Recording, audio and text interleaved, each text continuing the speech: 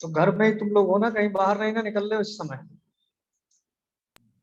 नहीं सर, घर पे ही है, और उसके बाद बारिश का भी मौसम है तो कहीं जाने का चांस भी नहीं है।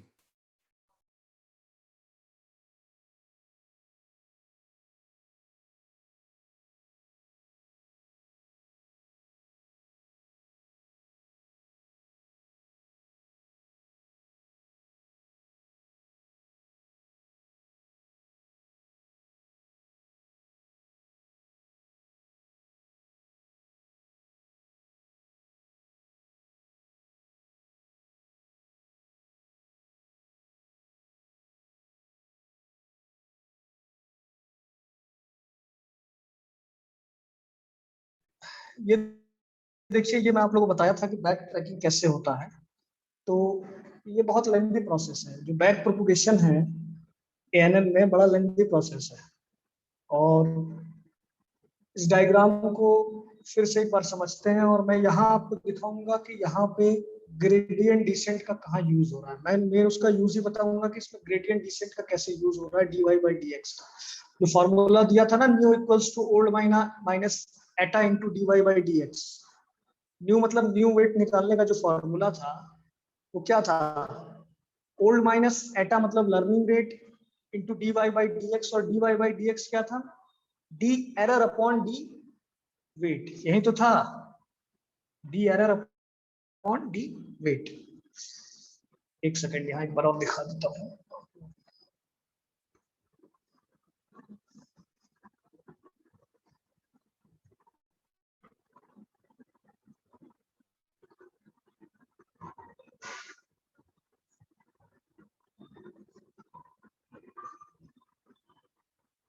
ये देखिए, ये फॉर्मूला दिख रहा है।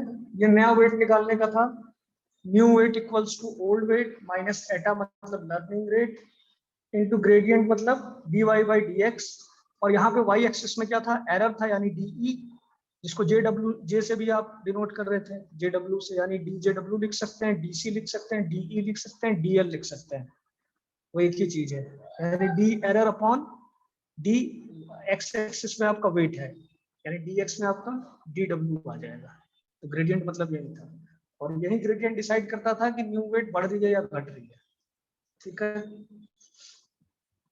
इसका यूज कैसे हो रहा है ये थोड़ा समझने की कोशिश करते हैं। बैकवर्ड चेनिंग में ये देखिए, बैक प्रोपोगेशन में एक बैक प्रोपोगेशन को समझाने के लिए एक एग्जांपल लेके चले थे, जिसमें ये डायग्राम बना हुआ है, जिसमें ये पहला वाला जो है ये इनपुट लेयर है। ये इनपुट लेयर है, ये H1 H2 हिडन लेयर है, और O1 O2 जो है ये आपका आउटपुट लेयर है।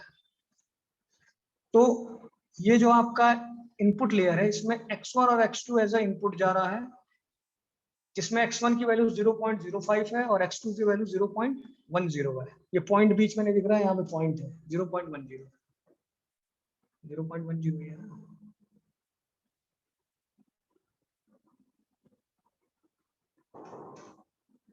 हाँ, 0.05 है, 0.10। एक सेकंड वेट करिए।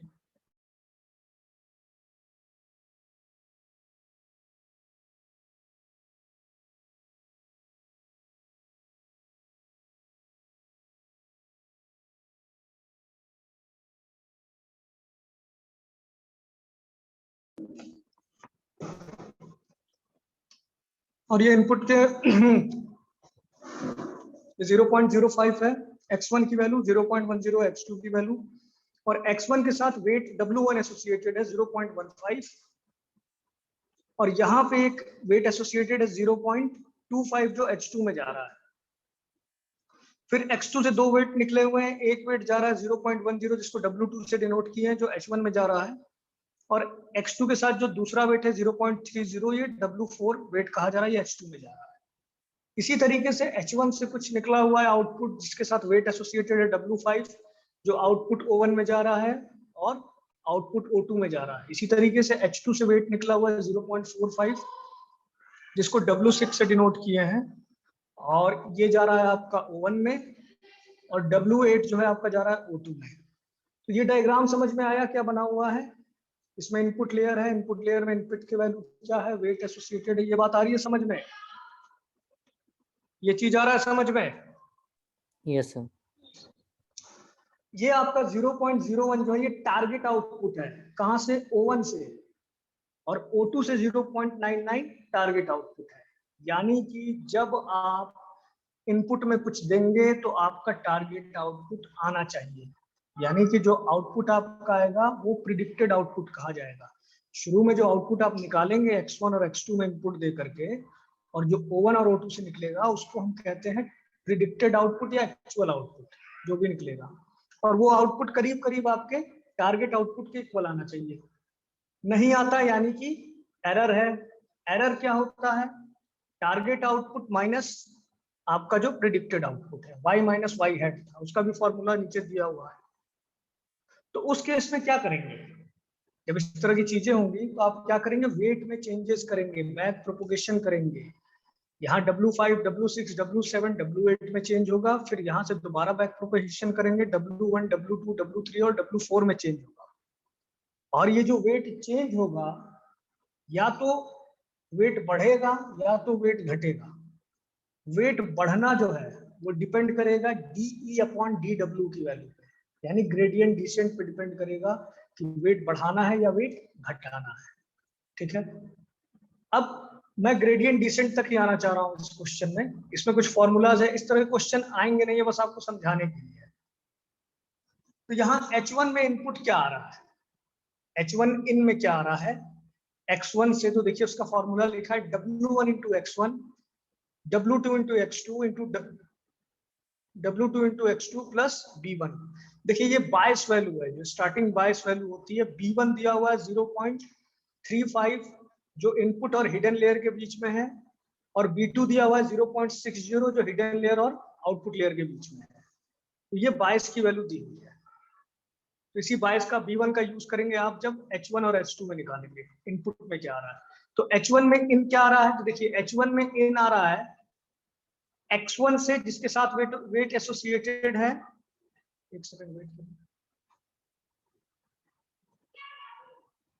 H1 में आ रहा है जिसके साथ वेट एसोसिएटेड है W1, और X2 से आ रहा है जिसके साथ वेट एसोसिएटेड है W2। तो देखिए W1 into X1 plus W2 into X2 plus B1 लिखा हुआ है, वैल्यू पुट किए हैं, H इन यहाँ से आपका निकल गया है। ठीक है, H1 इन जो H1 में आ रहा है। इसी तरीके से H2 इन निकाल लेंगे। H2 इन में क्या निकालेंगे? X1 into W3 plus X2 into W4 plus B1, इससे आपका H2 इन निकल जाएगा। अब ये जो हिडन लेयर है इसमें हमने एक्टिवेशन फंक्शन लगा रखा है, वो आपका सिग्मॉइड एक्टिवेशन फंक्शन है, जिसका ये फॉर्मूला दिया हुआ है, ये सिग्मॉइड का है। तो H1 से जो आउट आएगा वहां पे आप उसका formula 1/1 plus e to the power minus H in. तो H1 से जब निकालेंगे तो H1 इन की वैल्यू यहाँ पुट करेंगे, और जब H2 आउट से निकालेंगे तो आप वहां पे H2 इन की वैल्यू यूज करेंगे। तो H1 आउट आपका यहाँ से 0.5932 आ गया है, H2 आउट आपका 0.5968 आ गया है। तो यहाँ से आपकी इस नोड की वैल्यू निकल आई है जो आउट जा रहा है। कितना आया? 0.5932 और 0.5968। अब फिर O1 इन क्या होगा और O2 इन क्या होगा? तो सेम चीज यूज करेंगे, बस X1 की जगह आपका हो जाएगा इस वाले नोड पे H1 आउट, और H2 की जगह हो जाएगा आपका H2 आउट। यहां देखिए O1 इन की जगह W5 into H1 out plus W6 into H2 out plus B2 बायस वैल्यू 2 का यूज कर रहे हैं। यहाँ देखिए यहाँ पे ऊपर जो है इसमें दो जगह से इनपुट आ रहा है O1 में, एक आ रहा है W5 के साथ H1 का, और एक H2 के साथ आ रहा है W6 के साथ।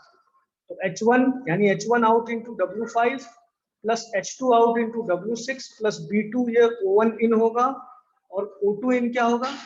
H1 into W7 plus H2 into W8 plus B2 ये O2 इन होगा। तो उसी तरीके से देखिए यहाँ निकाला गया है O1 इन और O2 इन, ये दोनों निकाल दिया जाएगा। और O1 आउट क्या होगा?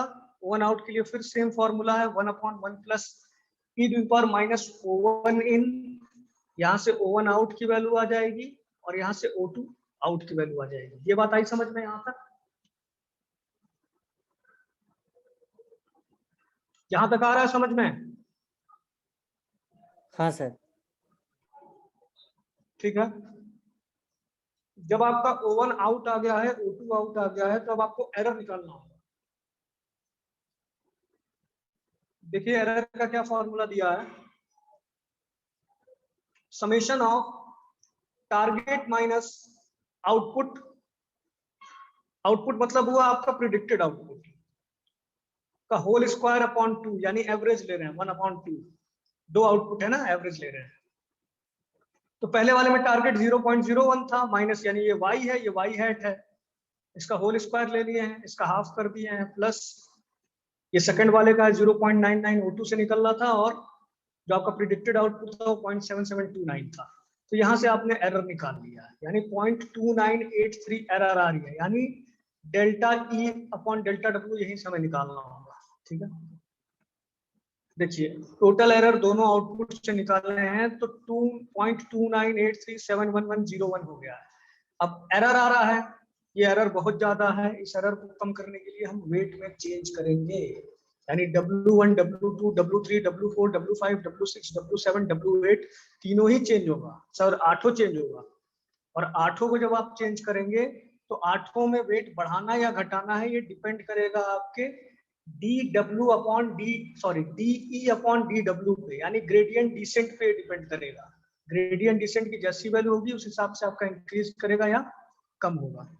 अब देखिए यही ग्रेडियंट डिसेंट निकाला गया है, डेल्टा एरर यानी DE अपॉन DW, ये देख रहे हैं ये ग्रेडियंट डिसेंट है, dy/dx यही है।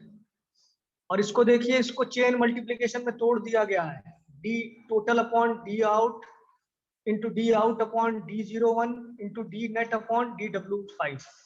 तो अगर इसको सॉल्व करेंगे तो यही चीज आएगा। तो इसमें सीधे लिखा हुआ है कि d total upon d out equals to होता है O out minus target out. तो ये आपको फॉर्मूला ये ध्यान रखना होगा, यही चीज होता है, इसको आप रट ही ले तो ज्यादा सही है। तो यहाँ से इसकी वैल्यू निकाल ली गई है, इसके बाद D out upon D net की वैल्यू यहाँ निकाली गई है, D out upon D net की वैल्यू है आउट 0 1 माइनस 1 माइनस आउट, तो जो 0 1 से आउट था उसको यहाँ लिख लिए और 1 माइनस कर दिए हैं। इसी तरीके से D net upon D net 0 1 upon DW5 निकाल लिए हैं, और यहाँ से भी इसकी वैल्यू निकाल लिए हैं जो कि आउट H1 के इक्वल ही होगा। तो ये देखिए ये आपका dy/dx यानी कि ग्रेडियंट डिसेंट की वैल्यू यहाँ आ गई है। अब जब नया वेट निकालना है तो उसका फॉर्मूला क्या था, देखिए यहाँ W5 निकाला गया है पहले। ठीक है, जब W5 निकाला गया है तो W5 के लिए आप अपॉन में ये जो आपका ग्रेडियंट डिसेंट था D टोटल अपॉन DW5 लिए हैं यहाँ पे, तो ये W5 में चेंज करना है, इस वजह से इसका डेरिवेटिव यहाँ लिए थे ग्रेडियंट डिसेंट पे। तो जो नया आपका W5 आया वो आया W5 माइनस अल्फा यानी लर्निंग रेट जो कि 0.6 ली गई है यहाँ पे, इंटू DE अपॉन D5। तो ये देखिए इसकी वैल्यू पॉजिटिव में है, dy/dx की वैल्यू पॉजिटिव में है। तो देखिए वेट जो पहले वाला था उससे कम हो गया है, कम हो गया है 0.350699, ये 0 पॉइंट लिखा हुआ है, वेट कम हुआ है। मैं आपको बताया था कि ग्रेडियंट डिसेंट dy/dx की वैल्यू जब पॉजिटिव रहती है तो उसका वेट कम होता है, और जब नेगेटिव होती है तो वेट उसका ज्यादा होता है। यानी कि अगर dy/dx की वैल्यू अगर पॉजिटिव आ रही है तो जो आपका वेट न्यू निकलेगा उसका वेट अपने आप घटना शुरू होगा धीरे धीरे एरर कम करने के लिए। ये बात यहाँ देखिए, यहाँ पे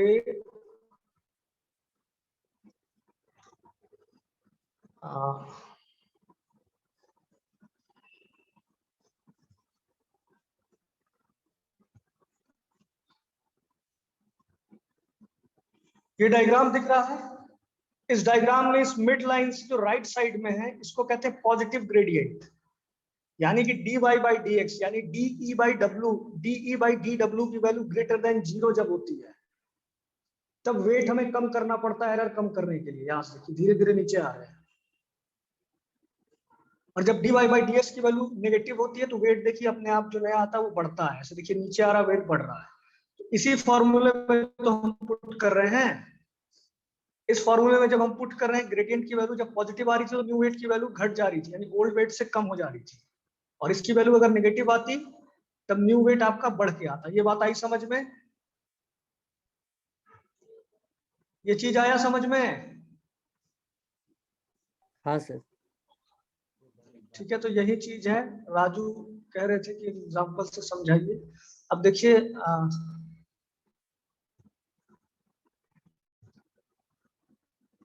देखिए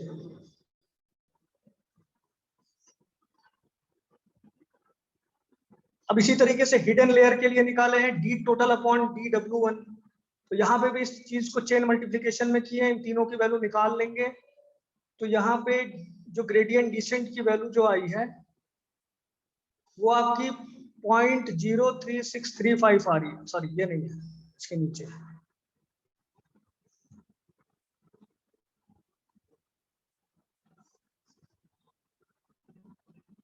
यहाँ जो वैल्यू आ रही है वो आ रही है आपकी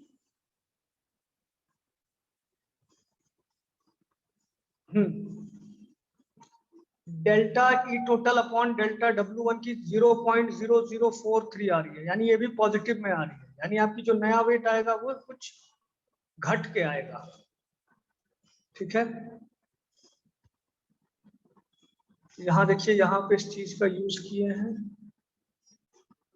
0.15 आपका W1 है, ये तो आपका नेगेटिव में आ जाएगा, यहाँ पे पॉजिटिव लिखा हुआ है 0.05 माइनस 0.6 प्लस 0.3। वेट नेगेटिव में तो होगा नहीं, ये कुछ फॉर्मूले में दिक्कत है, बट यहाँ पे अगर ये चीज पॉजिटिव है तो वेट अपने आप W1 आपका कम हो जाएगा। यहाँ पे लर्निंग रेट की वैल्यू मुझे लग रहा है बहुत ज्यादा ले ली गई, इस वजह से ये दिक्कत आ रही है। लर्निंग वेट की वैल्यू हमेशा कम ली जाती है। जब ये फाइनल वेट सारे आप नए निकाल लेंगे, जब सारे फाइनल वेट नए निकाल लेंगे W1 W2 W3 W4 W5 W6 W8, तो आप दोबारा से इसमें X1 X2 इनपुट दे करके दोबारा से आप O1 O2 से आउटपुट निकालेंगे। जो आपका आउटपुट आएगा टारगेट आउटपुट से, फिर उसकी तुलना करेंगे, फिर से बैक ट्रैकिंग करेंगे, तब तक करते रहेंगे जब तक आपका W न्यू जो है वो W ओल्ड के इक्वल ना हो जाए। और ये जो प्रोसेस है ना बैक ट्रैकिंग का, ये एक दो बार नहीं होता है, ये समझ लो 1000 टाइम्स होता है। इसीलिए ग्रेडियंट डिसेंट, यानी धीरे धीरे वेट कम या ज्यादा होता है। तो ये बहुत लेंथी प्रोसेस है। अगर आप ये कहेंगे क्वेश्चन सॉल्व करना है, हमें W1 W2 W3 W4 की वैल्यू निकालनी है, तो आप 1000 टाइम इसका बैक ट्रैकिंग थोड़े ना करेंगे एग्जाम में। तो इस तरह के न्यूमेरिकल नहीं आते हैं, ये बस समझाने का तरीका है कि बैक ट्रैकिंग में वेट कैसे चेंज हो रहा है। तो यहाँ पे ग्रेडियंट डिसेंट का यूज किया जा रहा है। ठीक है, इसमें कुछ पूछना है? No sir.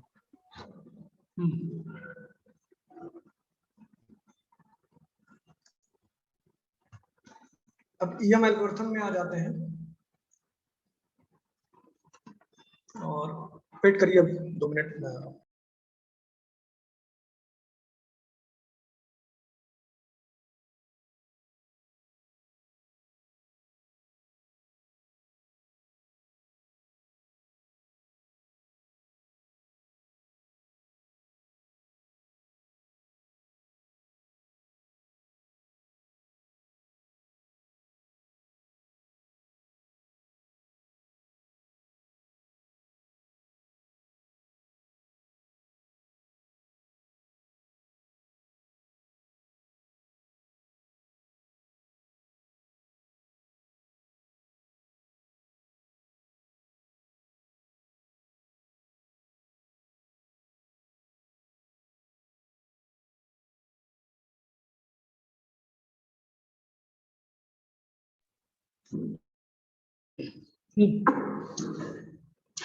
यहाँ EM एल्गोरिथम देख लेते हैं क्या होता है, जैसे मैं पिछले लेक्चर में पढ़ाया था। EM एल्गोरिथम मतलब है एस्टिमेशन मैक्सिमाइजेशन। EM का मतलब है एस्टिमेशन मैक्सिमाइजेशन। तो एस्टिमेशन मैक्सिमाइजेशन का मतलब ये है कि आपको जो भी एल्गोरिथम दिया हुआ है, आप उससे कुछ एक्सपेक्ट करेंगे कि मेरा इतना एस्टिमेट होना चाहिए, यानी एस्टिमेशन आप कुछ निकालेंगे, यानी कुछ प्रोबेबिलिटी निकालेंगे, कुछ एस्टिमेशन निकालेंगे, और फिर उसी एस्टिमेशन मतलब जिस थ्योरी पे उस एस्टिमेशन को निकाला गया है, मैक्सिमाइजेशन वाले पार्ट में उस थ्योरी को आप मैक्सिमाइज करने की कोशिश करेंगे। ठीक है, यानी हमेशा एस्टिमेट निकलेगा, जो भी एस्टिमेट आएगा उस एस्टिमेट को मैक्सिमाइज करने के लिए आप जो पिछली थ्योरी जिसके हिसाब से एस्टिमेशन निकाले थे उसको मैक्सिमाइज करने की कोशिश करेंगे। ठीक है, एक सेकंड होल्ड करिए।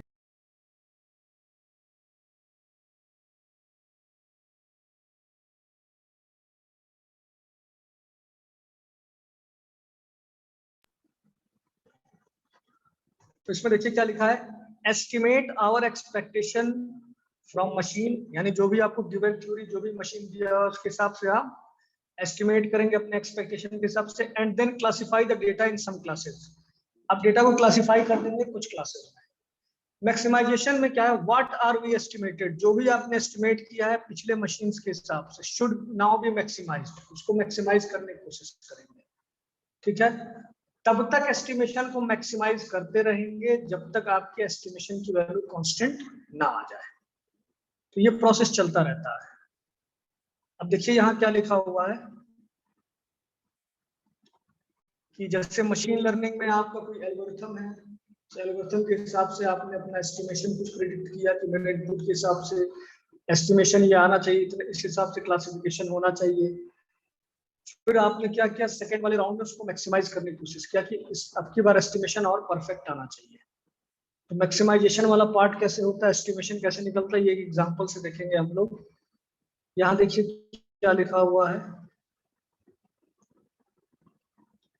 from given data EM learns theory which tells that how each example to be classified। ठीक है, जो भी आपका डेटा दिया हुआ है इनिशियली EM जो है उससे लर्न करेगा कि डेटा को कैसे क्लासिफाई करना है। For this it start from a random classified data, यानी कि आप शुरू में अपना एस्टिमेशन रैंडमली कर लेंगे and repeat the two step until a clear result is form. इस स्टेप को तब तक रिपीट करते रहेंगे जब तक आपको क्लियर रिजल्ट फॉर्म ना हो जाए। तो क्या है इसमें, पहले आपने क्लासिफाई किया डेटा को करंट थ्योरी के हिसाब से, उसके बाद उसको मैक्सिमाइज किया। अब इस चीज को समझने के लिए हम कुछ एग्जांपल्स का यूज किए हैं। तो इसमें कॉइन वगैरह दो लेकर के किया गया है। चलिए इसमें हम लोग कल ही डिस्कस करेंगे इसको प्रॉपरली कल की क्लास में। ठीक है, इसको अभी रहने दीजिए। कुछ पूछना है ग्रेडियंट डिसेंट वगैरह से, ग्रेडियंट डिसेंट या उससे क्या कहते हैं बैक ट्रैकिंग, बैक प्रोपोगेशन से नहीं नहीं सर। पूछना है।